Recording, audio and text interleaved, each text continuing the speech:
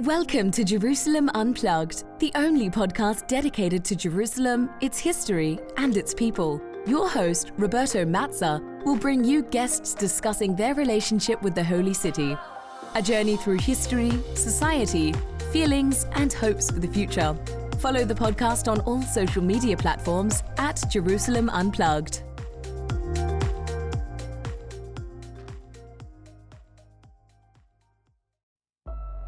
Welcome to Jerusalem Unplugged. I'm your host, Roberto Mazza, and my guest today is a good friend of the podcast, George Tsourous. George recently published with Georgios Press a book, Orthodox Choreographies, Boundaries, Borders, and Materiality in Jerusalem's Old City. Now, this book offers a comprehensive anthropological study of lived Christianity in Jerusalem's Old City, with a special focus on the Church of the Holy Sepulchre or the Church of the Anastasis. That's the Greek name. Based on an in-depth ethnographic fieldwork, this book explores the experiences of the Rum Orthodox community, examining their internal dynamics and relationship with other Christian groups. Now, within the church, there's complex interplays that are emerging from the book as fragile legal agreements intermingle with ethnic and theological considerations, and they all result in a complex reality of shared spaces and coexistence.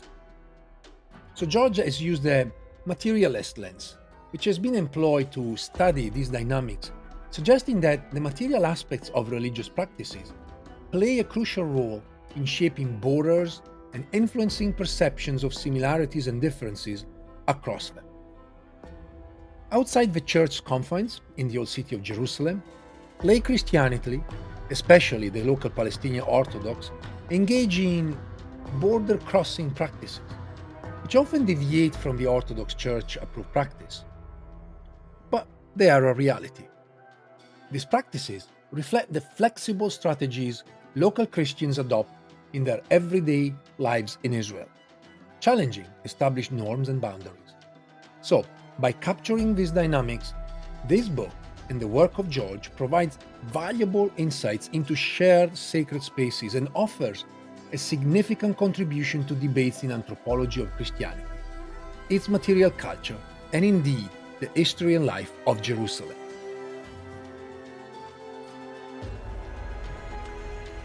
But before we delve into all of this, first things first, George, welcome. Welcome, Roberto. Thank you, Roberto, and it's great to have this conversation with you today. Okay, for the listeners and also for you, there's a lot of Greek words that will be said throughout the interview, so I do apologize in advance if I'm going to butcher them. I'll try my best, but I'm sure you're going to correct me.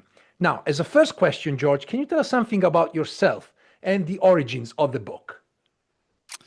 Well, I come to this as an anthropologist, so I've always been interested in how religion is lived, not just as a doctrine or history, but in the everyday, things like gestures or routines people have, relationships. And obviously this is always very interesting from an anthropological point of view. With regards to the book, the origins were almost accidental. I was finishing my master's dissertation at the School of Oriental and African Studies in London when my brother walked in the room. He had just returned from Jerusalem and said, you should definitely go there. So that comment sort of prompted me to look into how I could do that and who has done anthropological work in the city. And that's how I came across Glenn Bowman and the work he has done among Christians in Jerusalem and the West Bank. So I contacted him, and he was immediately enthusiastic about supervising such a project. So that set me on the path to a PhD funded by the British Academy and then into long-term field work. So my access point was the Greek Orthodox community and the Patriarchate of Jerusalem. And this was, in fact, the first ethnographic attempt to record life within the Patriarchate itself, as well as the Rum Orthodox community. So the Greek Orthodox and Rum Orthodox are sort of equivalent Rum encompasses not just Greeks, but also other ethnicities and nationalities. And it's a term that comes from the Ottoman years. It was the Rum millet, the ethno-confessional group of Christians. So from there, I was able to study how Christian affairs were managed on the ground, the everyday negotiations between clergy and laity, but also interactions between different Christians, between the different denominations, and also how the status quo, the legislation was lived rather than just enforced. So the book really began with a casual nudge from my brother, but it kind of developed into a much deeper exploration of borders, coexistence, and the material realities of this sacred space. As you mentioned, your book is about Jerusalem. In fact, it's about the Church of the Holy Sepulchre, also known as Anastasis, but not from an historical perspective. We will talk about history, but it's not really the focus. Can you tell us more about the objectives of the book and your methodological approach to the study of the borders, which is sort of the main object of the book itself, within this space? Yes, so the book is about Jerusalem, and as you said, specifically the Church of the Holy Sepulchre, or the Church of the Resurrection, or Anastasis in Greek, but not as a history. There are already excellent histories. What I wanted to do was something different, to understand how people actually live in that space and how borders and boundaries are enacted day to day. So I make this useful distinction between boundaries and borders. By boundaries, I mean the conceptual divisions, theological differences, the sense of identity, the long history that marks the one community off from another. Borders, on the other hand, are the material manifestation of those boundaries within space. So they're where those distinctions become visible. It could be a candle on the floor, a door that only one community can open, or even the famous ladder on the facade of the church. So the book asks, how are boundaries sustained or crossed, and how do borders make those boundaries real in practice? Now, to capture that, you need an ethnographic approach. Ethnography is both emic and etic, as we say, so we try to understand things from within the community's own categories and experiences, but also you keep enough distance to identify universal patterns and make comparisons across religious contexts. And there is also the oxymoron of the anthropological method. Participant observation is called. So you convince people to let you simply be there, observing, almost invisible, as we say, a fly on the wall. And yet at the same time, you may also participate. And in doing so, your presence becomes part of this world you are describing. So people may respond to you. They may include you in things they're doing. They might perform differently because you're there. That doesn't make our work invalid. I would say, on the contrary, it is what gives ethnography its depth.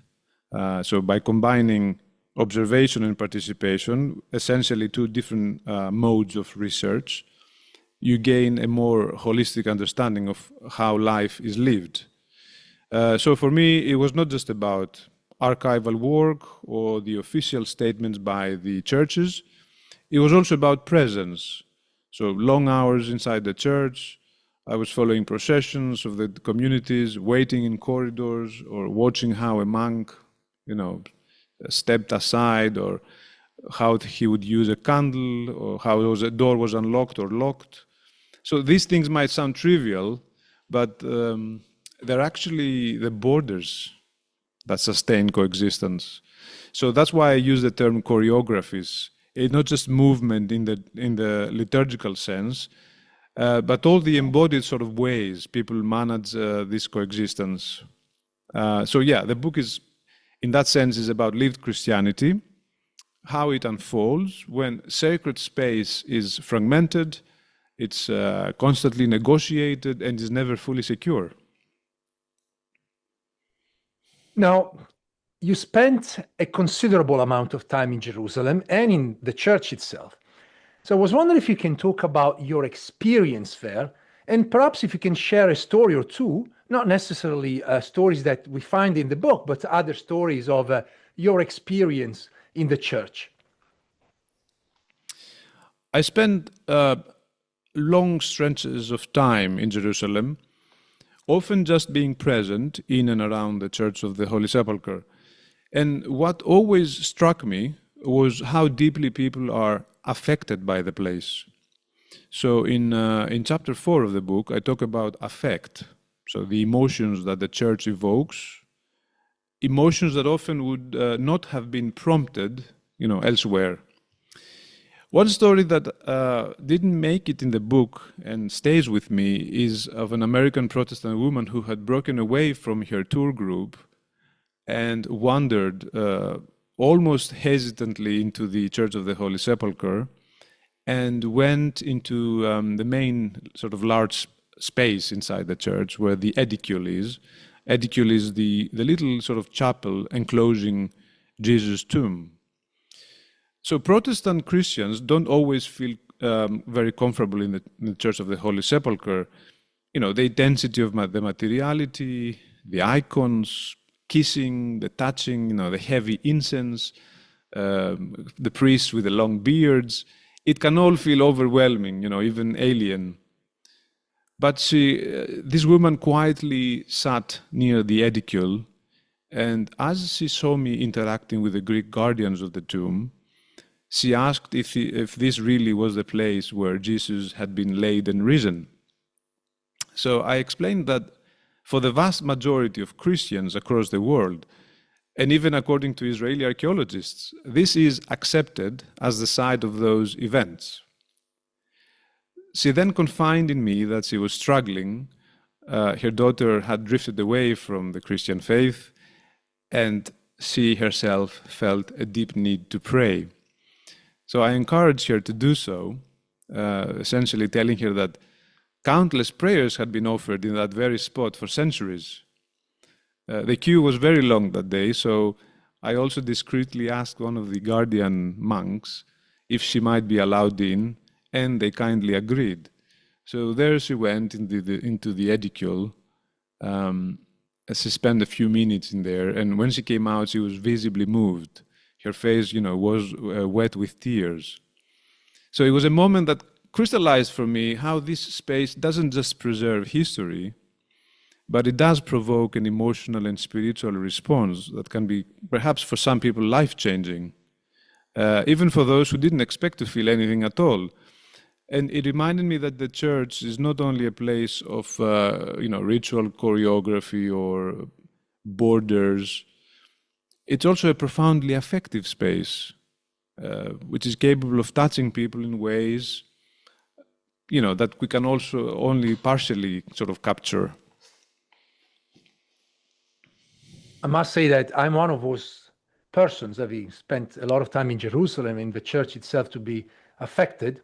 And also, while you were talking about the story, also made me think about a sort of a shortcut of that line, where often there is the Coptic kind of a smaller chapel connected to the Greek Orthodox one. So I think it's the west side of that, where you can reach the same spot, but always in general there's a shorter line.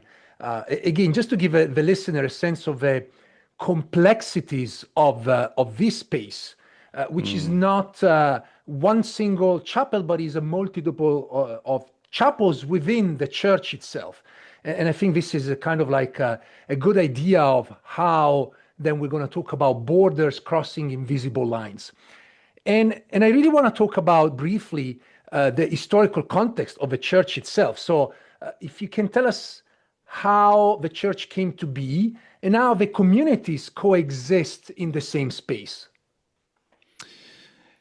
Yeah, the Church of the Holy Sepulchre, what the Orthodox call the Church of Anastasis, as we said, has one of the richest and most complex histories of any Christian shrine. It was first established in the 4th century under Emperor Constantine and his mother Helena, who identified the site as the place of both Christ, Jesus' crucifixion and his resurrection. So this was a vast basilica that they built to enclose both those sites, Golgotha and the tomb. But the building we see today is the result of repeated cycles of destruction and rebuilding. So the Persians destroyed it in the 7th century, the Crusaders reshaped it in the 12th century, fires, earthquakes have left their mark. So, and in every period, different Christian groups left their layer on the stones.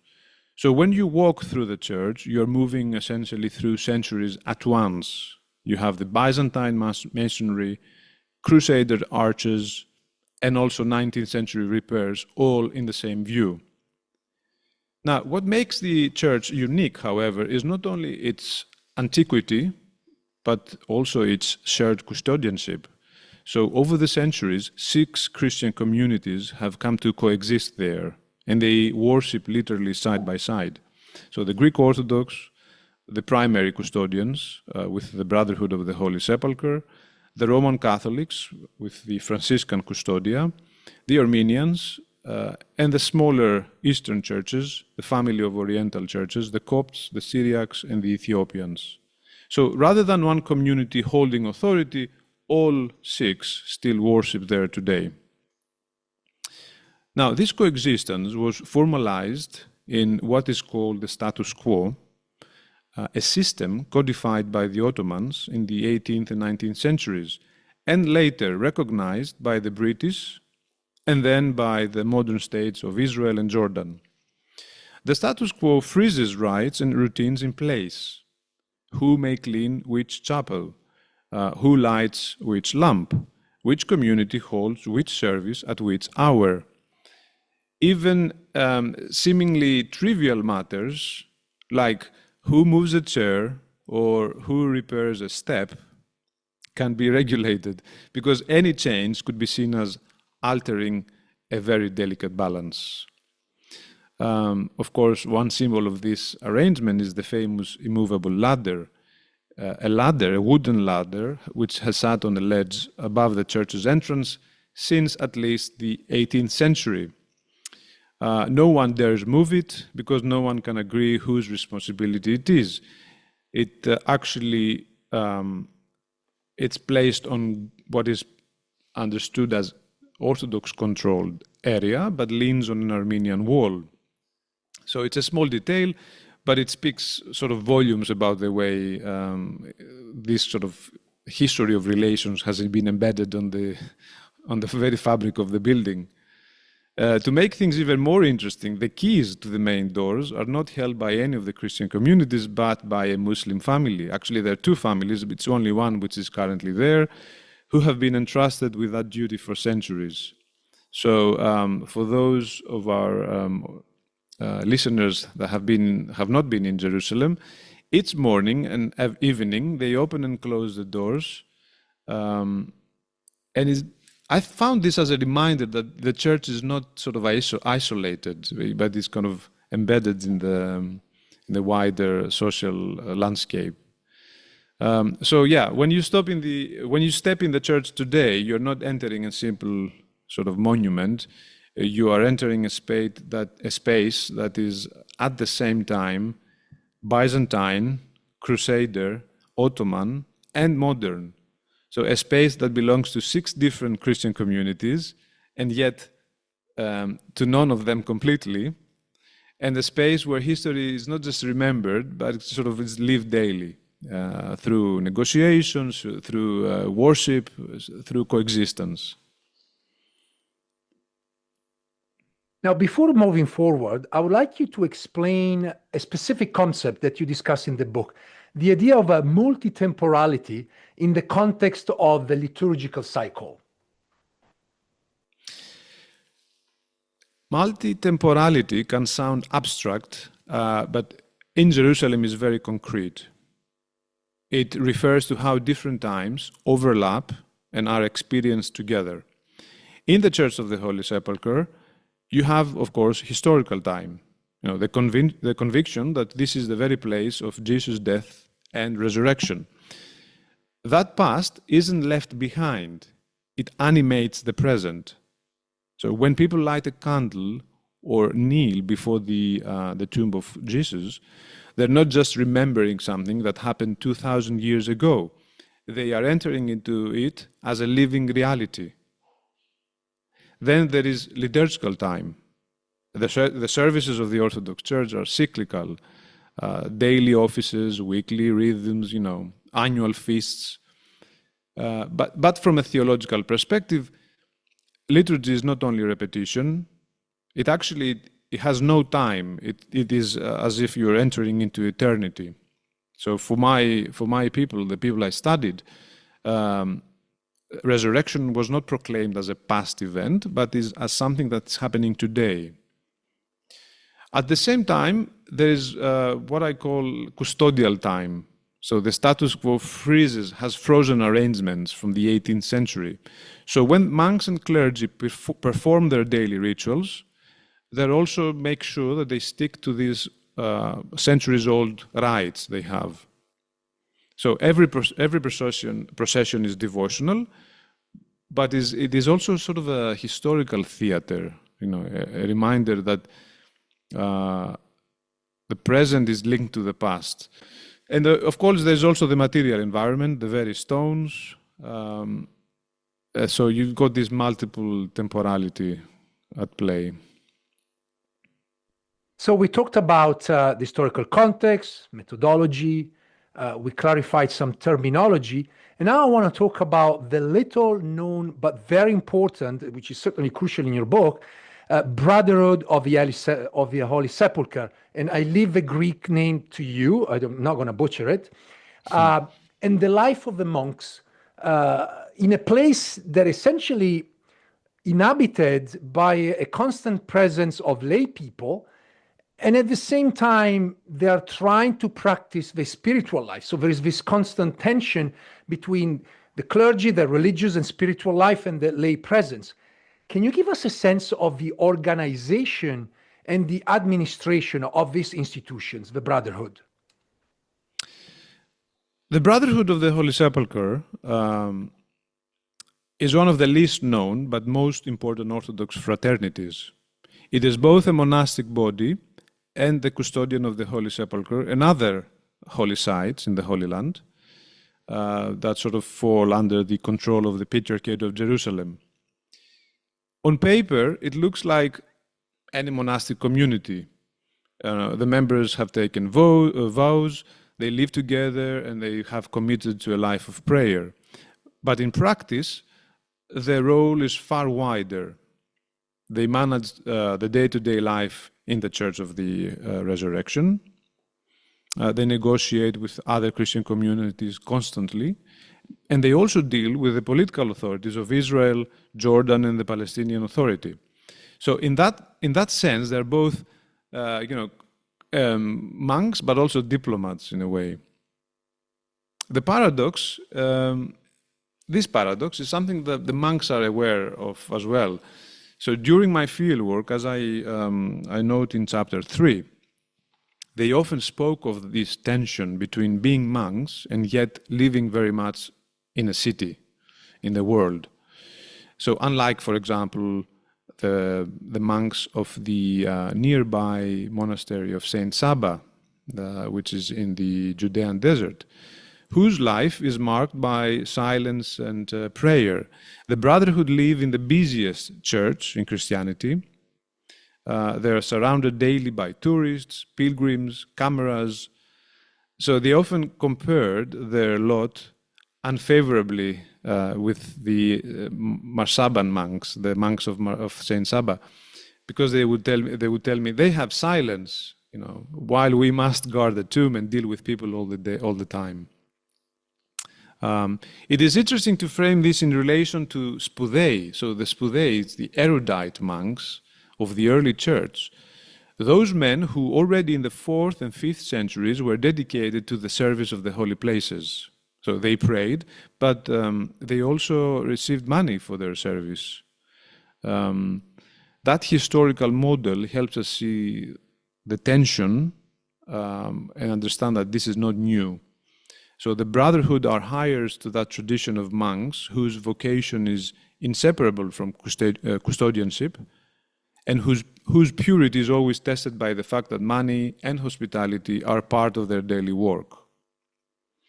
And I would say, as I've noted in the book, receiving money is indeed a point of unease for some of them. They live by donations, blessings, candles, services requested. And this dependence sometimes clashes with their monastic ideal of detachment.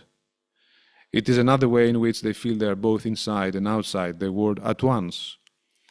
So the brotherhood is not simply a monastic order in the abstract sense. It is a fraternity that embodies some contradictions. There are men of prayer and simplicity, yet drawn into administration, finance, politics, and constant human interaction. Now, in the book, you discuss 2 case studies.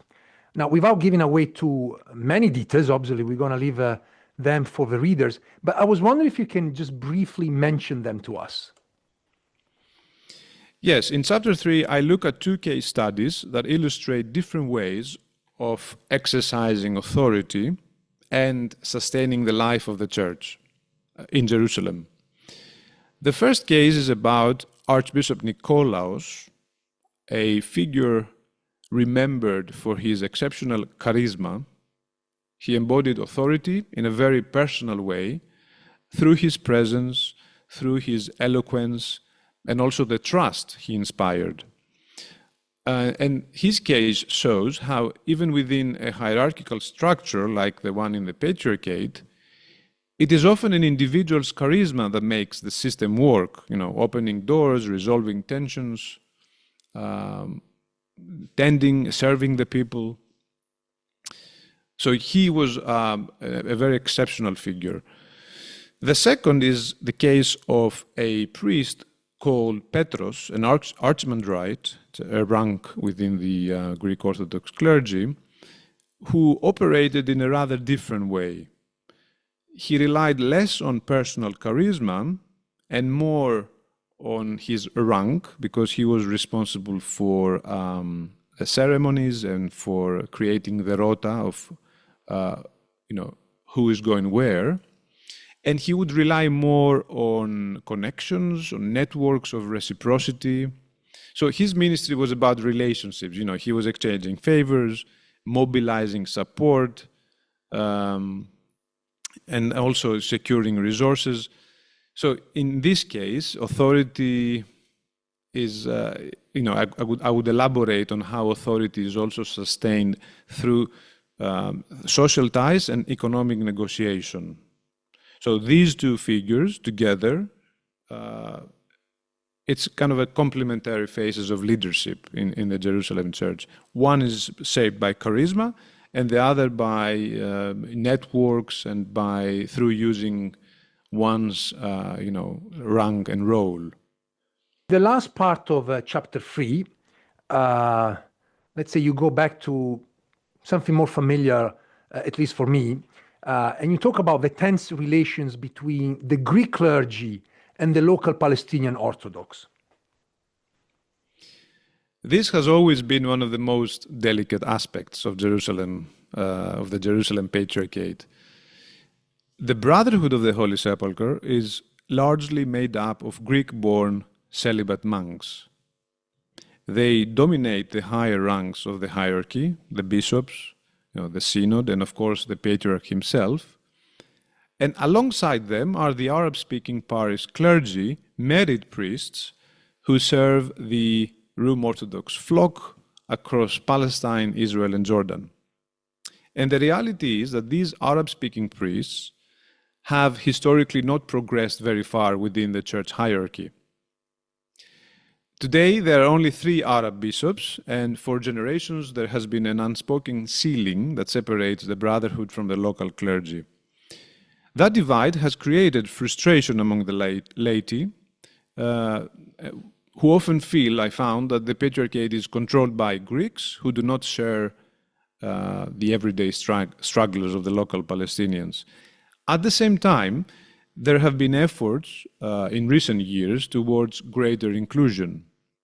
The ordination of more Arab clergy, for example, the appointment of a handful of Arab bishops, as well as attempts to involve the laity more in the patriarchal administration. These have been signs of change, even if slow. However, I would say the most sensitive issue is land. The Patriarchate, as you probably know, is one of the largest landowners in Jerusalem and beyond.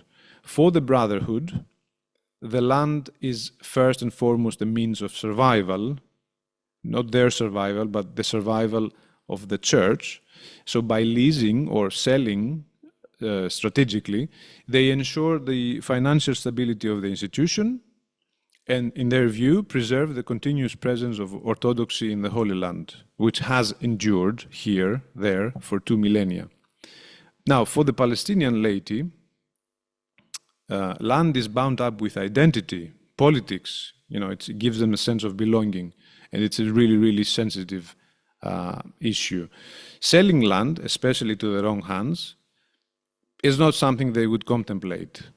And when the Patriarchate has done so, it has sparked outrage. So there are real tensions. The Greeks emphasizing their role as custodians of the holy places, sometimes making hard, pragmatic choices for survival. Palestinians emphasizing community, the roots and the sanctity of land, while they are in the midst of a very real national struggle. So these perspectives can clash bitterly, but they also reveal the two sides of the same story. Without the Brotherhood, the holy places might well have been lost. Without the laity, the church would have no living body in the land. But Roberto, I think what I found in my fieldwork is that both sides are motivated by genuine care and even love of the church. So the monks are deeply devoted to their vocation of guarding the shrines, while the Palestinian laity sustain parish life in difficult conditions. So the challenge is how to bring those two vocations together. And while there is tension, there are also signs of dialogue and greater recognition of the need to involve local voices. So it's not a simple picture of Greeks versus Palestinians. It's a story of universal custodianship and local roots. Yeah, and it's been going on for too long just to be a simple, Greeks versus Palestinian. In fact, there was recently, I think last year, a TV series on Israeli TV called, I think the translation would have been East Side, very much dedicated to sort of deals, secret deals between some of the members of the Greek Orthodox Patriarchate and some Israeli settlers, essentially selling land, buying land. Now, it was interesting because it brought Israeli attention to, the Israeli public is not necessarily aware of these deals. And on the other hand, again, as you said, it was fairly superficial because it only captured that specific corner of these tense relations, but obviously it missed the point of also the necessity of sort of, the two communities are part of the same, and that definitely was not captured there. Now, I want to move to chapter 4, and in the next chapter, you go back to the Anastasis. I'm sorry, I can't place the right stress on the word. I mean, this is being Italian.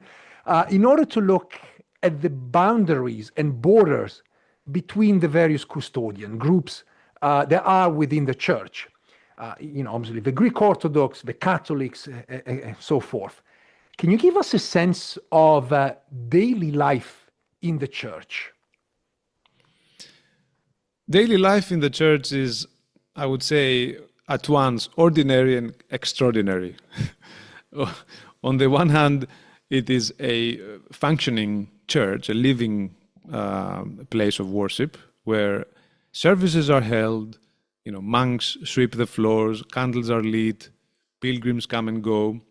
On the other hand, it's also one of the most contested sacred spaces in the world, where 6 Christian communities coexist. To understand that coexistence, as I said earlier, I make a distinction in the book between boundaries and borders. So boundaries are conceptual, borders are territorial manifestations in space, sort of lines of access, doors, who's cleaning what floor, things like that. So daily life in the church is shaped by these borders. They're everywhere, but often subtle. So a pilgrim may not notice these things, but if you spend significant time in the church, you will understand that a candle that stands on a specific point, it marks territory. A door left half open signals perhaps permission or refusal to enter. Or a monk standing quietly in a corridor to assert presence. These borders don't always need to be spoken about, but they're constantly enacted by the members of the communities. Yet, alongside the tension, there is also a remarkable coexistence.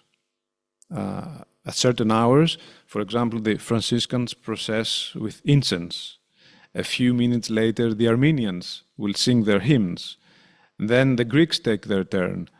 So the status quo legislation regulates this choreography so that each community gets its space and time, and everyone knows the sequence.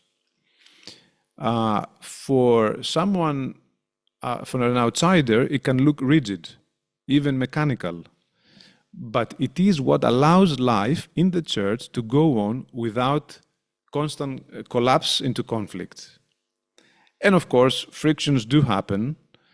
If a procession overruns by 2 minutes, or if a chair is moved without permission, it can spark real dispute. But more often than not, people adjust quietly, they step aside, or perhaps they wait their turn. So there is this constant negotiation, sometimes tense, sometimes more gracious, that it marks shared life and makes it possible. And this modus operandi has stood the test of time, something that I found is not highlighted enough. Often media love stories of arguments and disputes. Now, one scene that has stayed with me captures this coexistence I talk about. So the Greek clergy had just finished a service in the church. Actually, it's in the chapel, the edicule. Just behind the wall, the Armenians were waiting. I could see them holding their carpets and liturgical objects, fully ready to move in. But they did not step forward. They stood silently watching. It was only when a Greek monk came back and removed a single candle stand from the area in front of the tomb that the Armenians advanced. They unrolled their carpets and then began their prayers and their service. So no words were exchanged, but everyone knew exactly what the gesture meant. So the removal of that candle was the signal that the border has shifted and that the space now is ready to change hands. Now, as historian, obviously there's numerous case studies. There's one that prompted actually the Ottomans to revise the status quo of the holy places in 1852, where essentially a fight broke out, if I remember, for a tablecloth or something like that. Again, but these are important because these are part of the choreography, but also the kind of understanding, of each one's role. Now, let's history and talk about this kind of history for another conversation. I want to go back to a character that is mentioned several times throughout the book, Father Ioannis. And Father Ioannis is very interesting because he says that he's very clear in the sort of discussing the role of, sort of this clergy within the church that is to protect the status quo of the holy places.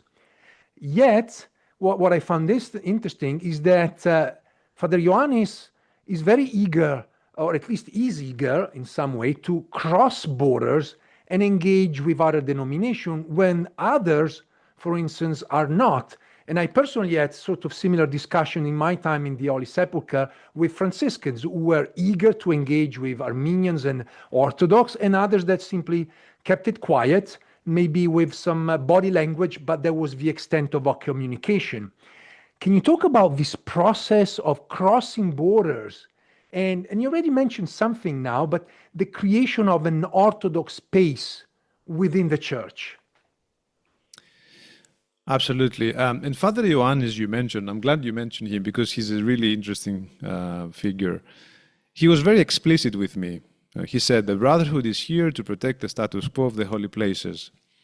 This is their mandate, and it gives them legitimacy in the eyes of the state and the other Christian communities.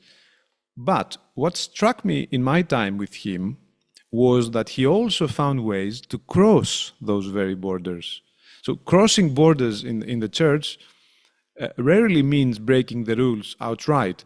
It happens more subtly through gestures of respect or perhaps some cooperation. For example, Father Ioannis might share a liturgical object or exchange a greeting with a Franciscan or an Armenian cleric or make space for another community procession to pass. These moments don't alter the formal status quo agreements, but they create small breaches in the walls of separation. And to me, it's like a reminder that the church is, after all, a common Christian space. And yet, not everyone sees that the same way. And many, for example, in the Brotherhood, insisted to me that the role is to stand firm and to preserve orthodoxy by maintaining distance where is needed. For them, crossing borders felt like a concession. Father Ioannis, however, represented something different. It was an openness to encounter. And he told me once that guarding the church meant not only defending borders, but also showing that the Orthodox faith has the confidence to engage with the different. So out of these gestures, an Orthodox space is created within the church, not only by physical boundaries or time slots, but also by presence. So the Greeks claim their space not just by locking doors or setting up candle stands, but by the way they conduct services, their constant visibility around the tomb, and also their willingness at times to extend hospitality across denominational lines. And I remember there's a story I mentioned in chapter 4 with Father Ioannis. I witnessed he was involved with a Catholic nun who often came to play the organ for Latin services. At one point, Father Ioannis had given her a small icon, and weeks later, the nun returned from Switzerland with a box of chocolates for him. So it was such a simple exchange, but it said everything. In the midst of rigid rules and territorial claims in the church, there was also reciprocity and trust between them. So those chocolates had crossed more borders than most official negotiations ever could. So yeah, the story here is that borders in the church are not just enforced, they're also crossed, negotiated, sometimes even softened. And the creation of an Orthodox space in the church is not just about defending a particular space, but also how monks like Father Ioannis embody orthodoxy through presence, interaction, even small acts of generosity. So in that sense, the church is not a frozen museum of boundaries. It's actually a living space, and those borders are made and remade.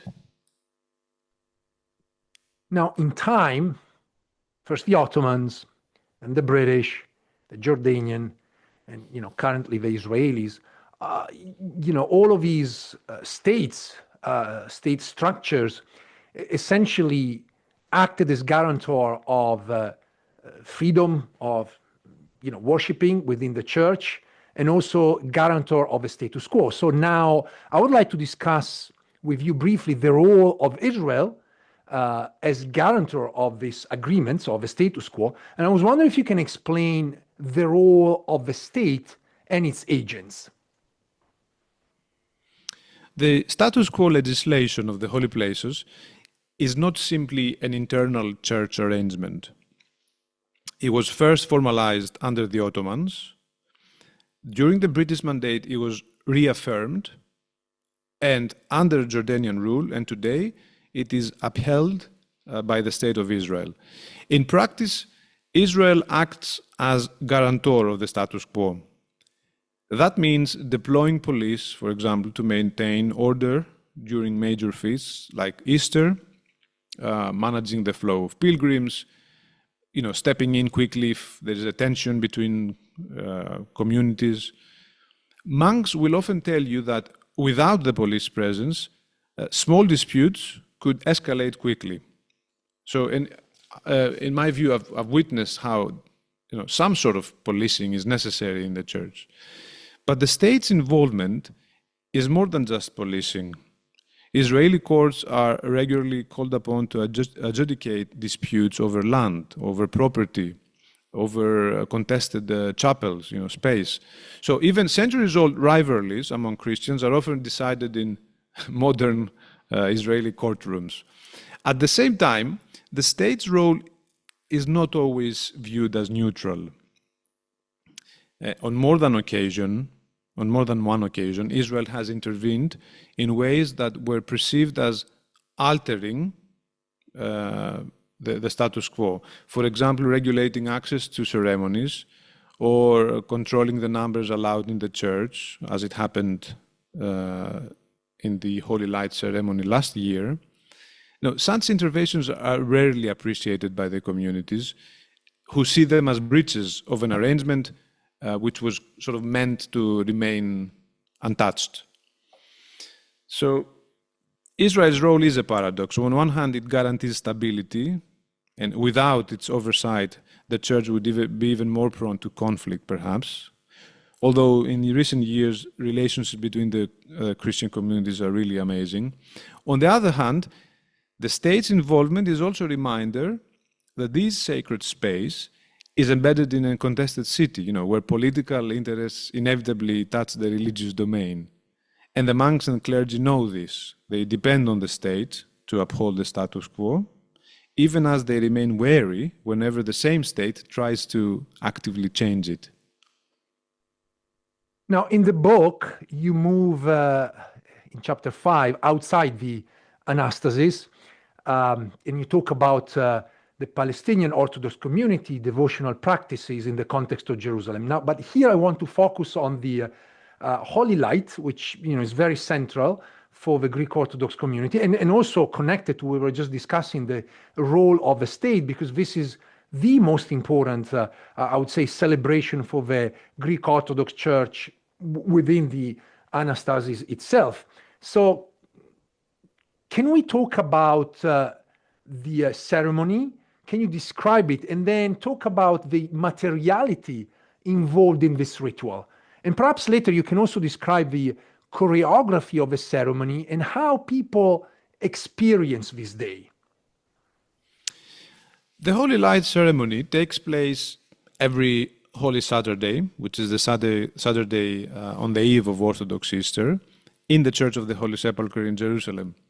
So by mid-morning, the church is packed. Pilgrims from all over the world, local Palestinian as well, and clergy of the different communities, as well as Israeli police, all are attending. The atmosphere is electric. People press together, singing hymns, waving candles and flags. The climax comes when the Orthodox Patriarch of Jerusalem enters the edicule, the small chapel enclosing Jesus' tomb. And after a time of prayer, he emerges carrying the newly lit flame, believed by many faithful to be the miraculous Holy Light. He passes it first to the Armenian Patriarch and then to the crowds. So within seconds, the church is ablaze with thousands of candles, people holding them aloft, weeping, chanting, and passing the fire from wick to wick. It's really extraordinary. What fascinates me as an anthropologist is how material this ritual is.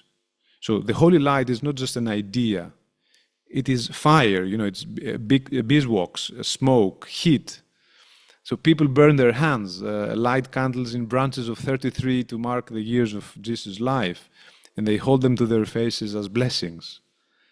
The experience is overwhelming. There's a strong smell of wax and smoke, the crash of bodies, the singing. So materiality here is very important and is not incidental. It is what makes this miracle tangible. So if you look from above, the light spreads, not through words, but it's through touch, one candle to another, one pilgrim to the next. And it's a really wonderful spectacle. But it is also a deeply political moment. Israeli police are everywhere. It's a prime opportunity for the state of Israel to show to the world how it's controlling numbers and the whole ceremony. The choreography of who receives the light first is also highly symbolic. The Greeks, then the Armenians, then the others. Even the act of handing over fire becomes a statement about who has precedence and rights. But for the faithful, what dominates is, of course, affect. I remember standing with a group of pilgrims who had waited for hours, and when the flame finally reached them, they burst into tears, kissing the candles, embracing strangers. It was not just a spectacle for them, it was an encounter with resurrection itself. So, yeah, the ceremony is a spiritual event, of course, but it's also a profoundly material one. Before reaching the conclusion, I really want to go back to something I skipped, but I think it's important.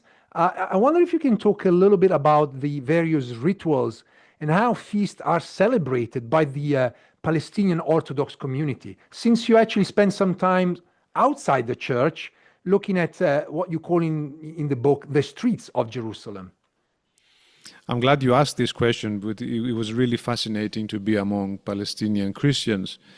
So in chapter 5, I move from the church into the streets and the neighborhoods of the old city to look at the life of the Palestinian Orthodox community.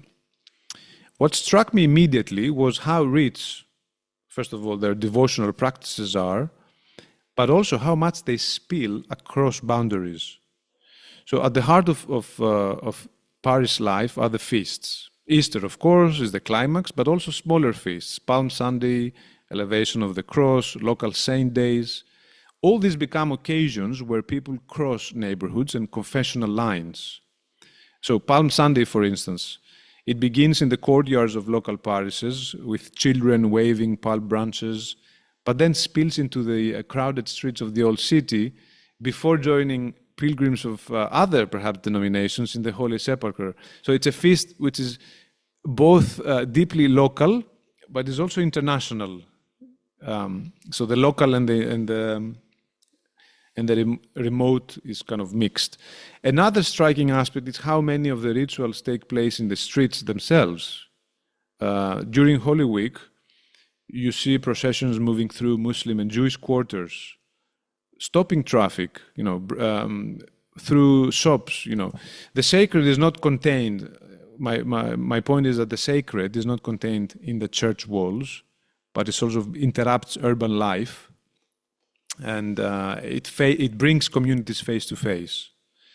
So this is where border crossing comes in. In my fieldwork, I saw again and again how devotion created contact between communities.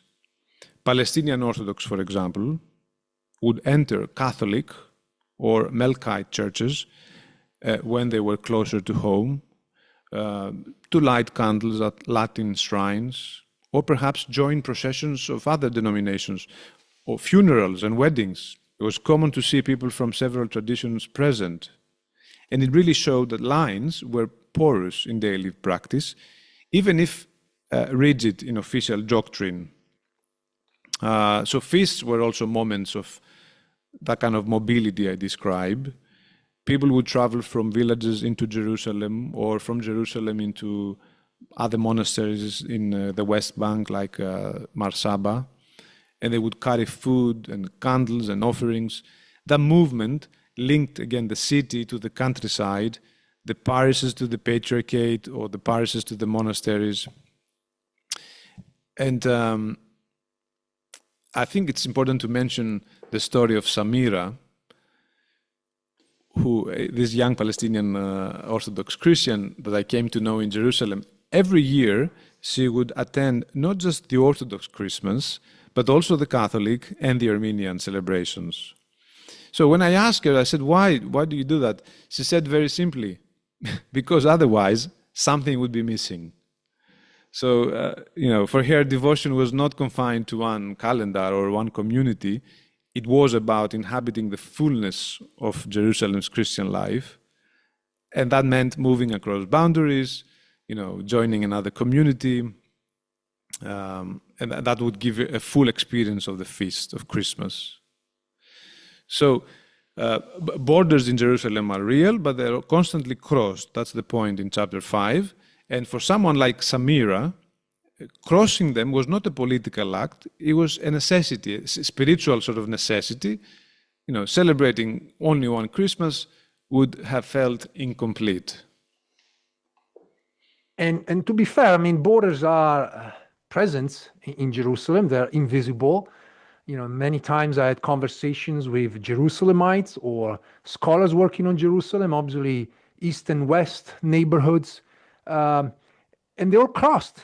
That's the reality. Everybody knows about them, but they are there, and they, in many ways, they are to be crossed. And I think that's exactly the point. Now, we reached the end of our conversation. I was wondering if you can draw some conclusions out of your book and your research and your staying in Jerusalem. Yes. What I hope to show, what I hope the book shows, is that the Church of the Holy Sepulchre, it is not only a monument of history, but is a living space. It is a place where communities with very different theologies, traditions, and even perhaps politics, find ways to live together. And sometimes that coexistence is tense, sometimes it breaks down, but most of the time it is sustained through very ordinary acts. A candle moved, a procession, a door which is locked. So if there is one lesson that I would like people reading that book to take, is that coexistence is rarely grand or idealized. It's more fragile and mundane and material. And of course, at times it is frustrating, even perhaps petty, but it's also real, and that has a wider significance. In a city as divided as Jerusalem, the Church of the Holy Sepulchre shows that difference can be managed, not by erasing borders, but by living with them, negotiating them, and perhaps occasionally crossing them. At the same time, for the faithful, for those who follow the Christian religion, the Church reminds that the faith is not just about doctrine or belief, it's also about material things and embodied practices, and about affect. As I said, the emotions people feel, tears, joy, silence. And this multiple temporality we described, it means that when people pray there, they are in the present, but also in the past, and in eternity, all at once. And this is what makes the Church so powerful and also perhaps exhausting for some. So in conclusion, I would say this. The Church of the Holy Sepulchre is a place where theology, ethnicity, and politics meet, but above all is a place where people live. And by attending to how they live there, monks, laity, pilgrims, even police, we can see what coexistence looks like in practice. It's a coexistence which is not perfect, is not easy, never easy, but it has been sustained through small material acts that allow that sharing to take place. George, is there anything that I didn't ask, but you want to talk about, as a last-minute topic? I think your questions were great.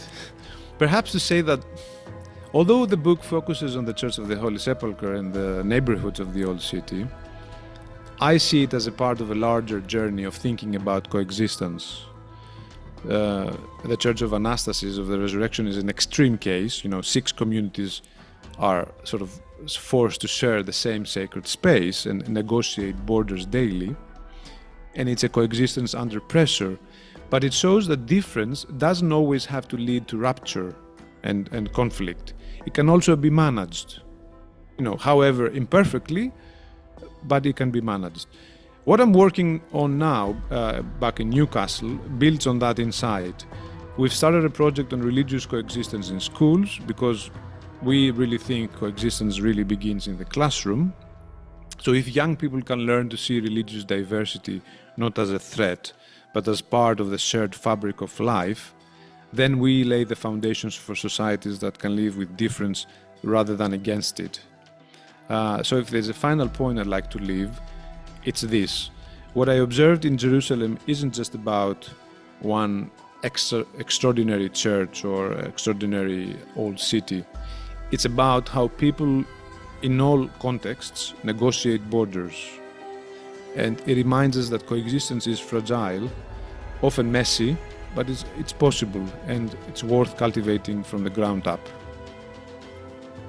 This was Georgios Tsourous, author of Orthodox Choreographies, Boundaries, Borders, and Materiality in Jerusalem Old City, published by Georgios Press in 2025. George, thank you so much.